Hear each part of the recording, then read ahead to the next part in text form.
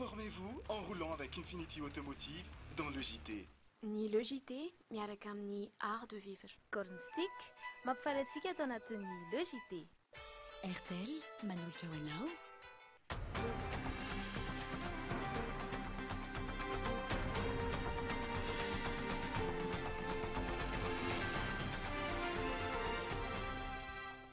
Zoma telopolo vola novambra farany vola novambra ihany koa miarabantsika any atokantrano ary manasaka antsika anaraka ny le JT hatramin'ny farany.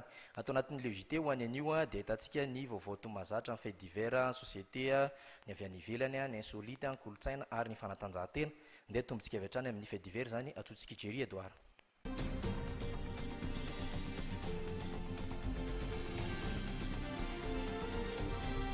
Miaraba Jery. Tsara fa misotra miaraba ny andro lalaina dia miarabanao any tokantrano ihany koa izay manaraka ny le JT amin'izao takariva izao.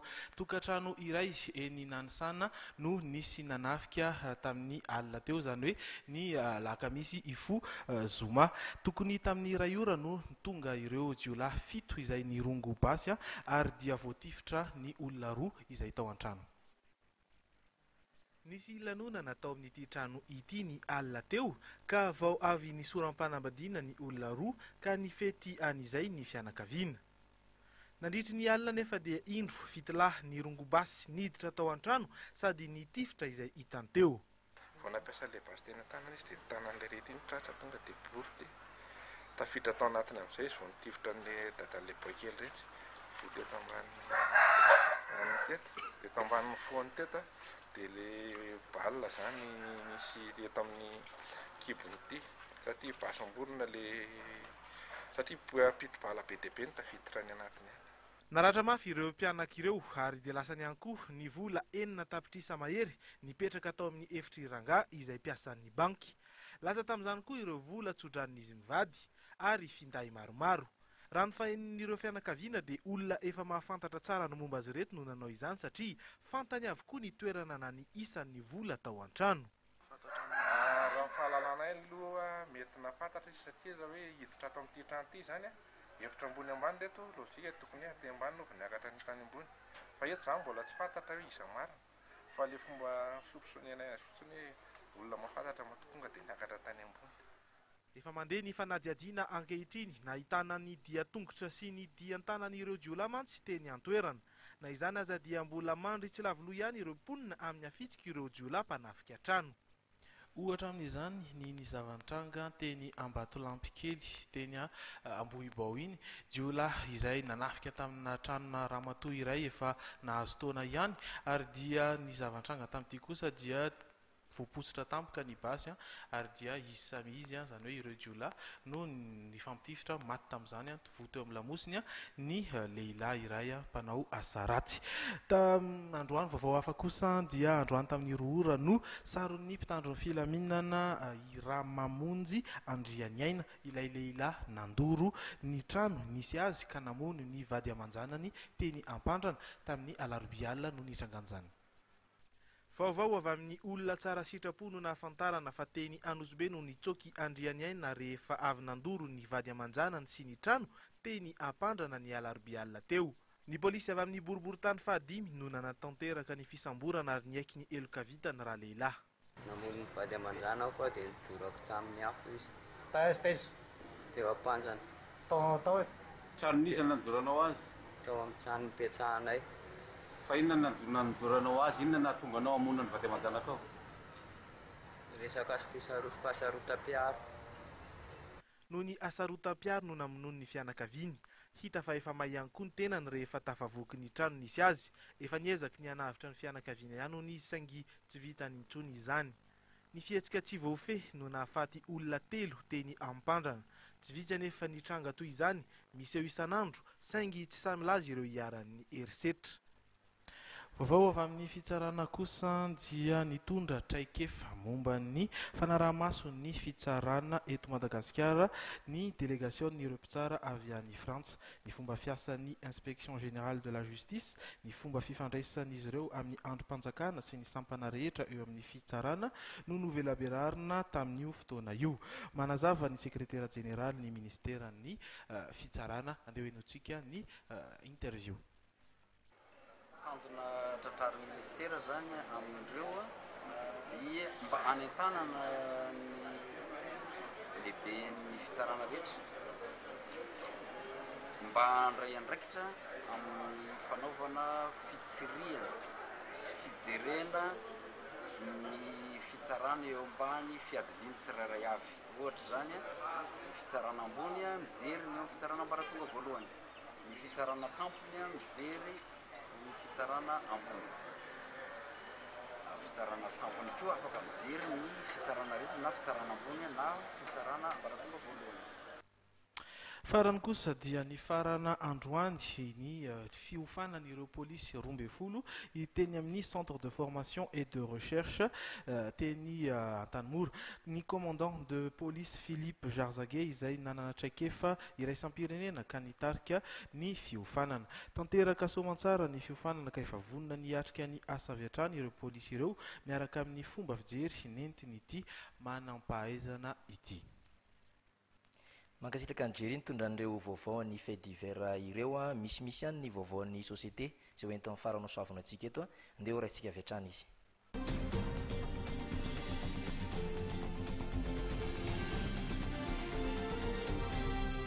Miaraba ny fara. Miaraba anareo ary miaraba ihany koa ny mpanaraka ny logité amin'izao fotoana izao. Tsy mifidy sokajy-taona ny areti-maso na kely na lehibe samy tratrany avokoa. Maro karazana io areti-maso io ka mila fitsaboana ara-dalàna. Manome fanararoatra ny vahoaka amin'izany ary ny ESPA etsy Analakely androany tamin'ny fitsaboana maimaim-poana. Mikarakara hetsika fizahana maso maimaim-poana ho an'ny daholobe ny tompo-pahasalamana ESPA Analakely. Ireo olona mihoatra ny 70 taona, 50 hatramin'ny 200 ka tsy mahita akaiky no kendrena ahazo tombony tamin'izany.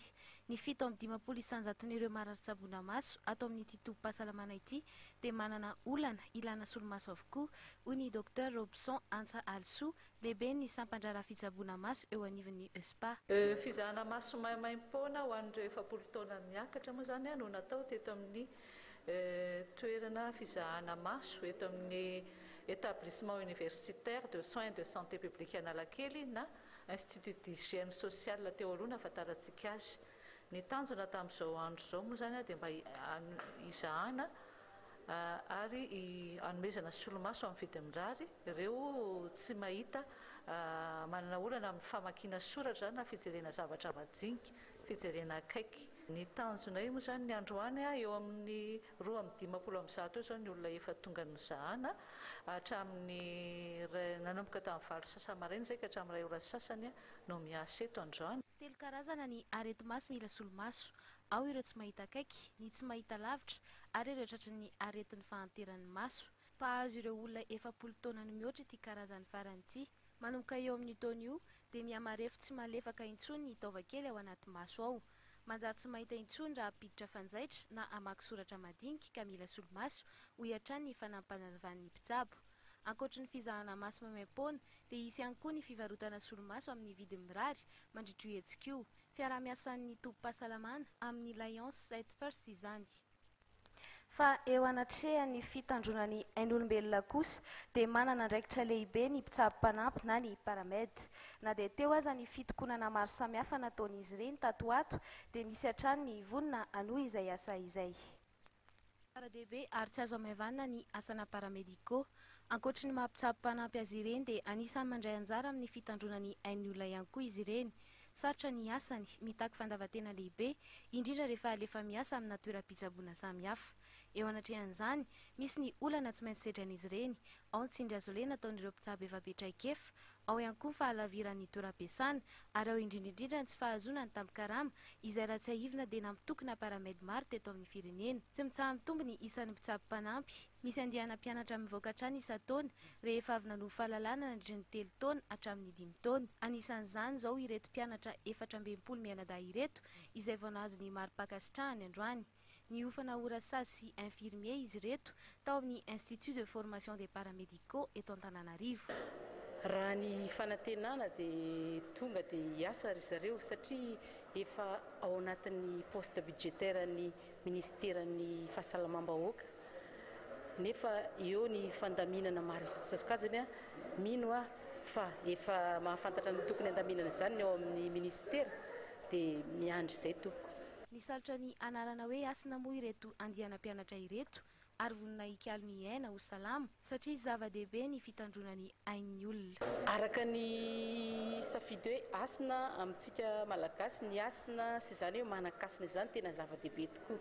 Hasina nalavaina hoe hikolo ny aina ho salama isika nomena andraikitra dia midika izany tompoko fa raha misy ny tsy mety tokony harenina, raha misy ny fananganana avy kokoa ny fanevan'ny rasazy sy ny infirmiera dia fotoana n'izao tompoko. Fa eo amin'izay vaovao ny société izay ihany amin'ny mahatany andalam-pandrosoanantsika dia mbola misy ihany ny isanjato an'ireo olona manana fahasembanana miaina eto amintsika, indrindra fa ireo malagasy manana zo izy ireo toy ireo olona tsotra ihany koa izay mbola takian'izy ireo hatramin'izao. Tsy mbola tena tratra ny tanjona amin'ny fanajana ny zon'ireo olona manana fahasembanana ara-batana eto Madagasikara. Na dia matsapa azy ireo malagasy sembana fa misy ireo manaja ny zony dia mahita koa izy ireo fa misy hatrany ireo manao tsinotsinona azy ireo. Mbola mipetraka hatrany koa ny sakana amin'ny fiainana rehetra toy ny fanilikiliana azy ireo. Isan'ny tratra izany Florentine monina ny analan-jorofo izay matsapa fa na dia mahavita mamelo tena amin'ny alalan'ny varobarotra madinidinika azy izy dia mahita koa fa mifanalavitra izy ireo amin'ny toerany ipetrahany any amin'izay misy azy any ka sarotra kokoa ny fitakiana ny zon'izy ireo. Noho izany dia nanangana fikambanana izy ireo izay nahatonga azy ireo hiatrika ny fiadiana izay ho tomponakany Madagasikara ho an'ireo olona manana fahasembanana ka nahazoan'izy ireo naram-boninahitra teo amin'ny taranjahantsipika kanety be. Iray amin'ireo zo tokony hananan'ireo olona sembana mantsy ny fanatanjahantena sy ny fiatrehana faninana tohan'ireo olona tsotra. Ho an'ny Florent avy any Mahajanga kosa dia mahatsapa ny fanilikiliana mihitsy izy eo amin'ny fiainany lavanandro. Mbola misy olona zany manana zay toe-tsaina zay manipilika ny manana fahasembanana. Na hitantsika amin'ireny aina aman-jery mitady asa ireny olona dinamika, olona nefa ny kapasité ngamba mety manana ihany fahasembanana. Isan'ireo olan'ireo olona manana fahasembanana ara-batana ny fitsarany fiarahamonina azy ireo maditra sy manakorotana ny nivon'ny fiarahamonina tsy indraindray. Tsy hoe lazaina maditra, tsy hoe lazaina tsy maditra, fa raha jereny niverana ny fiarahamonina izy tsy hita mihitsy le ditra. Fa raha zaho zao mijery satria zaho tsy akola niaraka amin'ireo handicap rehetra hatramin'izay ny aina. Hatramin'izao ankehitriny zegny zaho vao mahita hoe ahoana maro le toetra ny handicap zany. Ohatran'ny olombelona zany manana fahasembanana dia ora ny défaillance physique olombelona izy. Ny fo ny indray mety isandoatra fanaraka amin'izay ny olona koa zany samy manana mitoetrany koa ny tena marina sy indretrarehetra zany manana ny caractère madiditra eo. Zareo nge somary tena delissé zay no mampatonga zareo ndraindray somary dabataba kely fa tsisy n'izany misy fa juste resaka droit. No ireo rehetra ireo dia mbola manao antsoavatra andro olona sembana eto amintsika ny amin'ny tokony hanajana ny zon'izy ireo amin'ny lafiny rehetra. Ankalazaina amin'ny alatsinainy 3 Desambra ho avy izao ny andro eran-tany ho an'ireo olona manana fahasembanana izay andro iray any atsiarovana azy ireo. Fa misy vaovao ihany koa fa raha mahakasika ny anivon'ny université.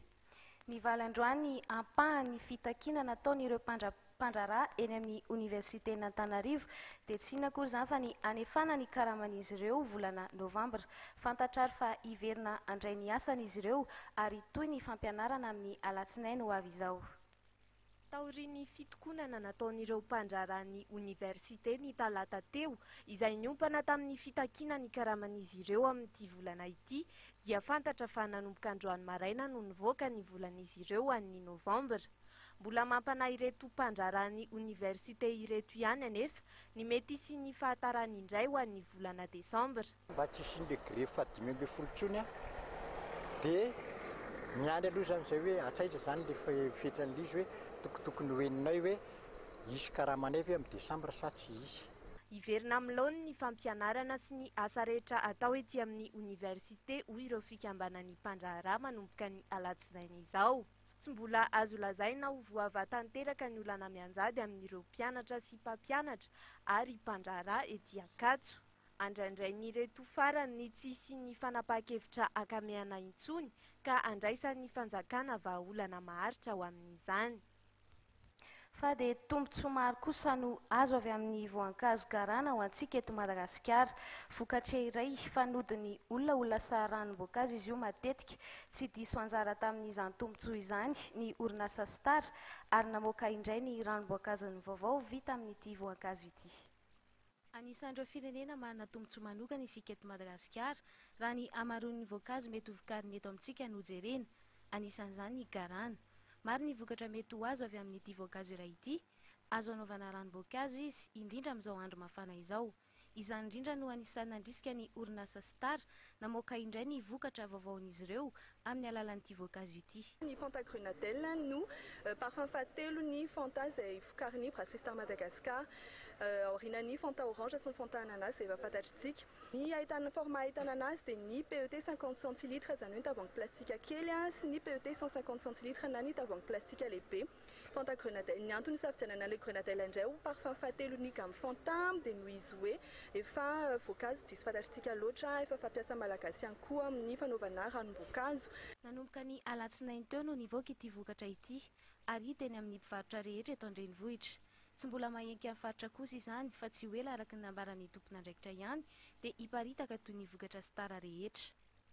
Famaranantsika ny vaovao mahakasika ny fiarahamonina dia eo amin'ny lafiny fivarotana finday sy ireo fitaovana elektronika ary ny teknôlôjia vaovao dia fantatra izao fa hikarakara tombola lehibe ny orinasa Tekno manomboka ny 15 Desambra ho avy izao.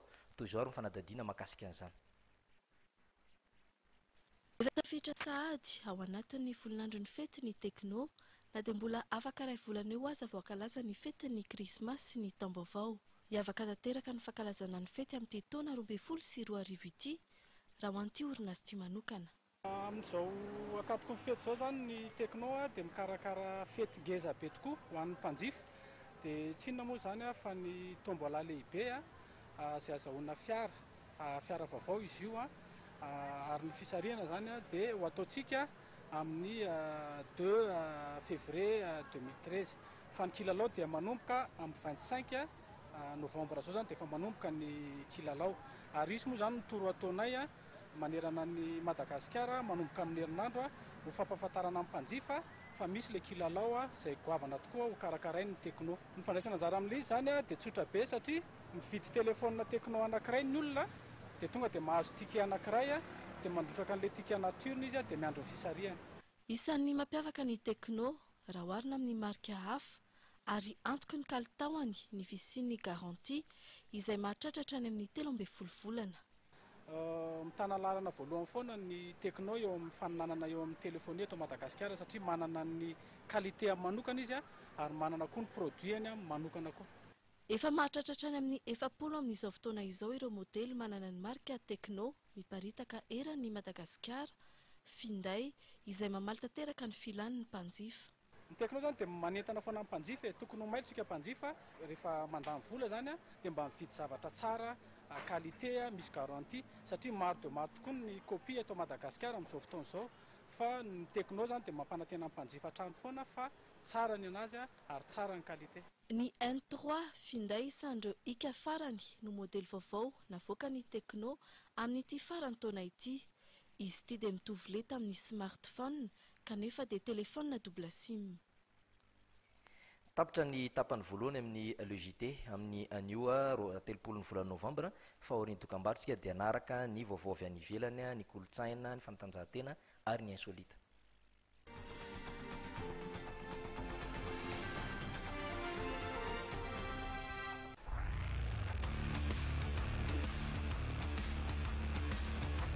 Raha mitady fiara occasion sady tsara kalitao no tsara kodikody ianao aleo miara-miasa amin'ny Matianina. Azonao tany manafatra fiara avy any ivelany amin'ny Infinity Automotive. Misy fiara maro be azonao isafidianana arak'izay tianao na araky ny fahefa-ny vidinao. Raha mahaliana anao izany tolotra izany dia tsy dio ary ny www.mada-infinity.com. Safidio ary fandriodeny izao ary ny fiara mety aminao. Fividianana fiara amin'ny fomba vaovao na ianao afa-po na miverina ny volanao. Restaurateur et professionnel de l'hôtellerie, Art de Vivre vous propose toute une série de vaisselles et de couverts sobres et chics pour une présentation élégante de vos tables. Offrez à vos chefs la sélection très raffinée d'ustensiles de cuisine en inox, chauffe-plat, coutellerie, thermos. Faites de votre restauration une référence en art de la table. Art de Vivre, le prestige de vos tables. Art de Vivre, route d'Anjouj.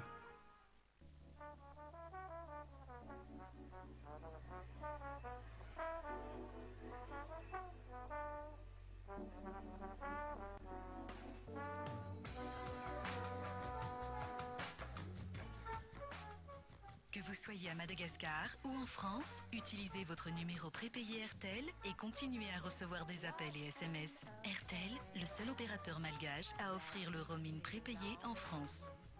RTL. Tanterao no fony menaky ny ainao mba hitoviny amin'ireo zaza rehetra tahaka azy. Ampiasao My Baby ho antoky ny fahasalaman'ny zanakao. Baby shampoing Suite Floral feno vitamine tena manadio ny volon'ny zanakao. Milk Soap manatsara ny hoditry ny zanakao noho ny camomille izay misoroka ny areti-koditra. Skin Protective Lotion misy citronnelle hiadiana amin'ny moka. My Baby tena tsara tokony ho ampiasana isan'andro. My Baby soan'ny zanakao.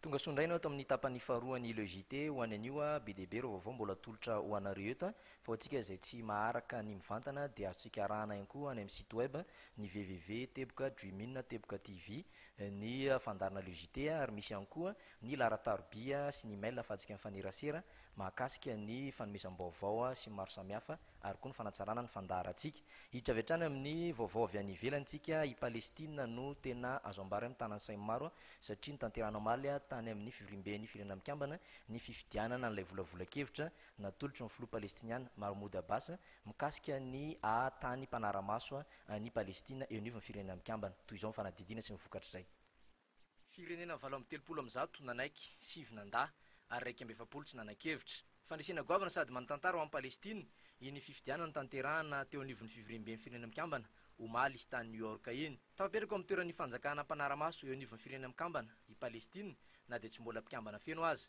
isan'ireo nifidiny endry zareo frantsay ary zareo israeliana sy États-Unis kosa no isan'ny nandà no marian'ny sekretariat-mpanjakana amerikana Hillary Clinton ho fifidianana efa voahomana ka hiteraka olana vaovao indray any amin'ny faritry Proche-Orient iny zava-nisy iny nandà izany nefa ny filoha palestiniana Mahmoud Abbas nandritra ny lahateny nandresen'ny lahatra ireo firenena eo anivon'ny firenena mikambana fa tonga New York izy ireo tsy sanatria andravana hanakana fampiresahana ikatsaham-baolana fa kosa hikaroka ny ezaka farany sady matotra ho amin'ny fandriam-pahalemana maharitra nanaraka ity fandresen-dahatra sy fifidianana ity mivantana ny vahoaka palestiniana ka orakora-pifaliana ndraisin'izy ireo izany fandresena goavana izany isan'ireny ny tany Ramallah Afomanga tany Gaza ary naneno hatramin'ny lakolosy ny fiangonana tao Betlehema mihitsy azy naraha ny filaharam-be namakivaky ny tanàna izany fa tsy mbola nangina koa hatreto aloha ny raharaha ifanololanan'ilay lehibe ny tahirim-bola iraisam-pirenena Dominique Strauss-Kahn amin'ilay vehivavy guinéana mpiasa tao amin'ny hôtel Sofitel à New York na fisatody dialogue misy ny vaovao izay ambara fa nahita fanarahana izy ireo ndeha ho arahantsika indray mahakasika an'izay onony sa tena izy 12 volana fanenjena teny amin'ny tribunal vao azo ambara ho mety isy angirana raha DSK araka ny navoaka ny gazety New York Times dia nahita maromaritra iraisana ny rotonta ka vonina andoha vola $9 ho an'ilay vehivavy guinéana mpiasa tao amin'ny Sofitel à New York i Dominique Strauss-Kahn nandà izany nefa mpitondra teny DSK izay nanamafy hatrany fa tsy mbola nisy fanasaziana ny olona rovany akory hatreto gaga sy talanjona hatramin'ilay mpitsara Douglas McCann izay nandray tanana ny tiraraha ty ao amin'ny tribunalin'ny Bronx na izany azy dia nampirisika ny rotonta tena natanteraka io fanarahana io ty mpitsara amerikanina ity satria mandany andro sy mandany vola ny fiatrehana fitsarana raha tena tanteraka tokoa izany dia azo antoka fa hijanona hatreo ny fanenjena an'ity lehibe ny FMI teo aloha ity any États-Unis tsy ahivina fa ny 7 meraka 24 no nitoriny na fisatody dialogue ho nanolana azy tao amin'ny suite any Sofitel à New York i Dominique Strauss-Kahn na ilamina azy any États-Unis dia mbola misy raharaha-pitsarana mahakasika ny DSK koa any France izay voapanga ao amin'ny filahambolana no fampivarotan-tena na proxénétisme efa nangataka ny fanafoan'ny fanenjeny io teny nivon'ny fitsarana ihany koa ny mpisolo vava azy saingy amin'ny 17 Desambra izao ao anatin'ny fitsarana no amaritra izay toyny ndeha indrayntsika hiaraka amin'ny Jerry Edouard ary izay tondra ho antsika ny vaovaony insolita ho any anio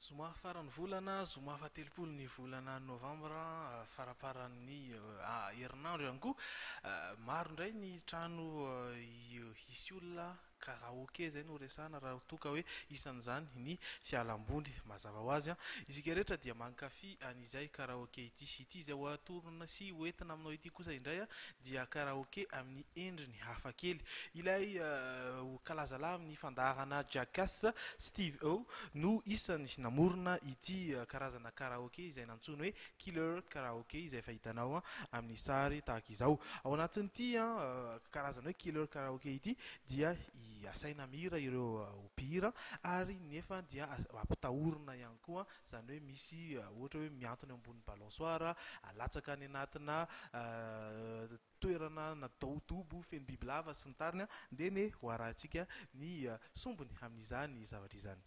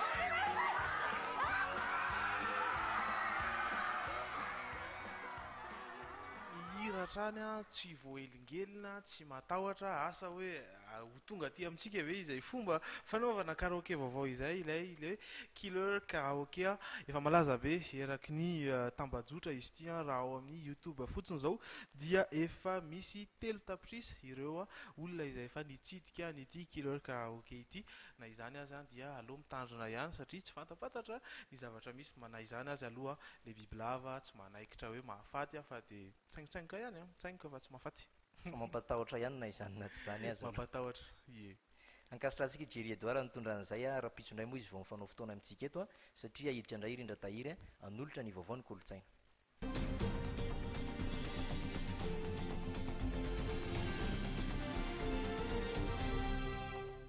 manao indrindra tahiry miaravanareo mianadary mirary soa ihany koa anao mijery ny Le JT tsy vitan'ny resaka ambava intsony ny fanentanana sy ny fampianarana ny olona makasika ny fanajana ny zon'olombelona isy ary ny hetsika izay aharitra 5 andro ho karakarain'ny FIFDA izay atao indrindra andefasana horonan-tsary mihetsika miompana bebe kokoa amin'izay fanajana ny zon'olombelona izay fanazavana. Sambany teto amintsika no isian'ny hetsika FIFDA Festival International du Film des Droits de l'Homme d'Antananarivo izay anomboka ny 15 ka tsy hifarana raha tsy amin'ny 10 Desambra ho avy izao.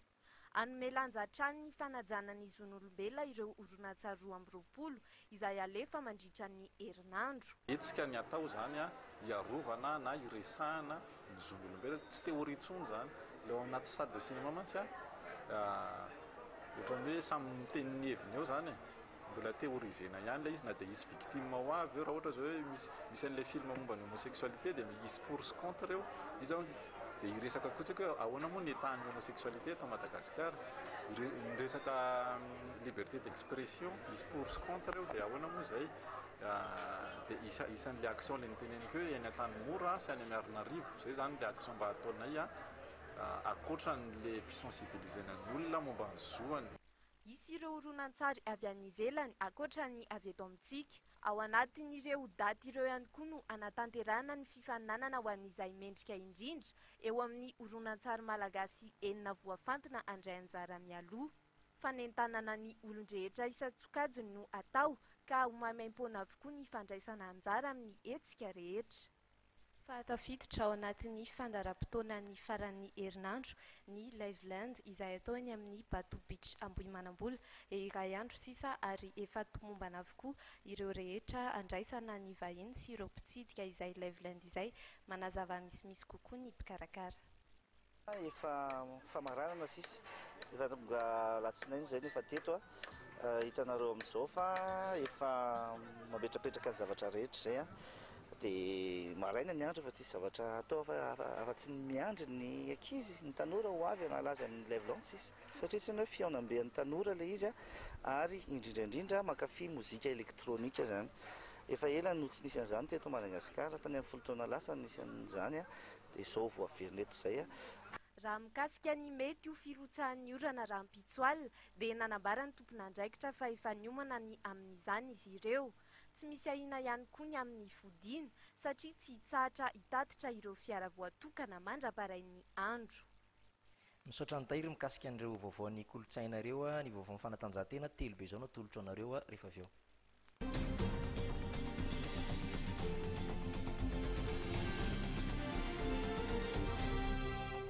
Eo amin'ny vaovaony handisport ary araka ny fananam-poizana azy dia mbola lasandro zareo ekipan'ny 3FP avy any Toliary nianaram-boninahitra matompinakany Madagasikara eo amin'ny fiadiana izany eo amin'ny olona manana fahasembanana taranja basketball. Tsy mbola votsitra tena ampelantanan'ny Toliary ny anaram-boninahitra, nitovitovy tamin'ny fionana nandritra ny dinga amin'ny fanitsahana isam-bolona ihany fa tsy natohitra ny ekipan'ny 3FP Toliary mihitsy ny ekipan'ny sembana amin'ny lalao fanatanjahantena Moromani tamin'ny lalao famaranana ny adiana izay tompinakany Madagasikara taranja basketball ho an'ireo olona manana fahasembanana ara-batana no mitsan'ny ry Sambalasy ny namany tamin'ny isam-mavesatra 7-7 no 2-20 ry François sy ny ekipa ny atoandro tena mikanja mitafiny any SAP Flo. Ny ekipan'ny 3FP izany no isolo tena antsika any amin'ny fiadiana izay tompinakany Ramasina Indiana eo amin'ireo ekipa tompindaka atao any Maurice nitapatapaka amin'ny volana Desambra ho avy eo. Nampalahelo fa somary nanginy ity fiadiana izay tompindaka Madagasikara ity satria tsy nisy manam-pahefana tonga tena mikanja mitafiny any SAP Flo hatramin'ny fanitsanana ka hatramin'ny famaranana. Na izany aza dia miasa mangina hatrany ny Fédération Malagasy ho an'ireo olona manana fahasembanana ara-batana. Misy amin'ny basketball sur fauteuil, misy amin'ny pétanque, fa misy koa zany mikasika amin'ny jump, tortball, athlétisme, misy koa natation, dia amin'ny taona 2013 misy zavatra zany zany hoe activité ty développé anay izy resaka football pour les sourds et muets satria raha midira amin'ny ankabeny amintsika ety zany maromaro ihany le centre zany hoe centre d'éducation ary amin'ny sourds et muets mazava ho azy fa hatram'izao mbola tsy nanao fa 2013 tena iny koa tafitaraky priorité ny fédération hoe tena anangana championnat de Madagascar mihitsy zany mikasika ny football sourds et muets. Etsy ankilany dia manantena hatrany ny fanampian'ny fitonam-panjakana ny Fédération Malagasy ho an'ireo olona manana fahasembanana indrindrindra ny fanampiana ny ekipan'ny 3FP avy any Toliary izay andeha hiaro ny voninahitry Madagasikara any Maurice.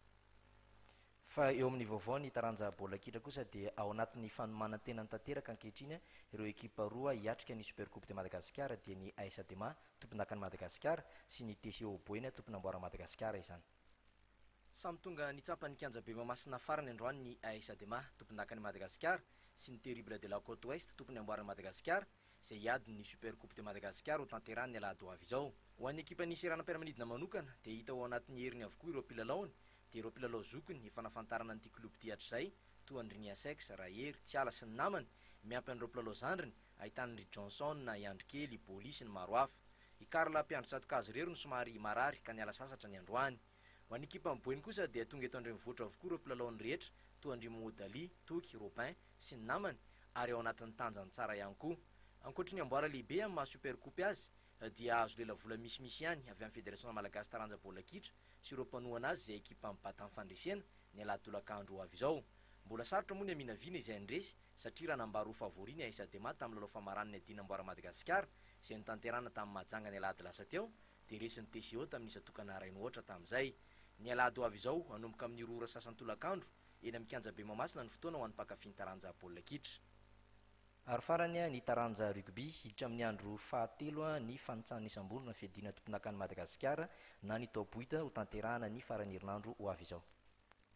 Ny fionan'ny Arivo Rugby Club amin'ny tanora Nosy be milalao izay atao ny alahady tolakandro ho avy izao eny amin'ny kianja Malakama no tena ho ady goavana ao anatin'ireo fandaran-dalao ny andro fahatelo ny fiadiana izay tompindakany Madagasikara taranja rugby na ny top 8. Samy tsy maintsy mitady fandreseny ny ekipa rotonta raha mbola te hanohy ny faninanana. Tsara toerana ihany nefa ny tany Nosy be izay mitady ady sala dia efa mahazo ny tapakila hiatrehana ny lalao manasadalana satria efa nandresy nanao ady sala iray avy ry Koko sy ny ekipa ny tamin'ireo andro roa teo aloha. Fandresena indray mandeha sy faharesena indray mandeha kosa ny andro lesabotsy sy ny tariny. Ialoha ireo ny fandonany boakely manohitra sy ny miaramila izay hanomboka amin'ny ray ora tolakandro. Hanomboka amin'ny 1 atoandro kosa ny lalao voalohany ho an'ny top 8 amin'ny alahady io dia ny fandonany 3FP amin'ny Savonnerie Tropicale milalao. Fa ny sabotsy dia efa isy lalao iray ho tanterahana ny kianja Malakama dia amin'ny fionan'ny FTM Manjakaray amin'ny UAS Cheminot zay anomboka amin'ny 3 ora tolakandro aloha izany dia efa isy ireo lalao fanitsanana amin'ny fiadina izay tomponaka ny section Tsimondrano sokady division fahatelo.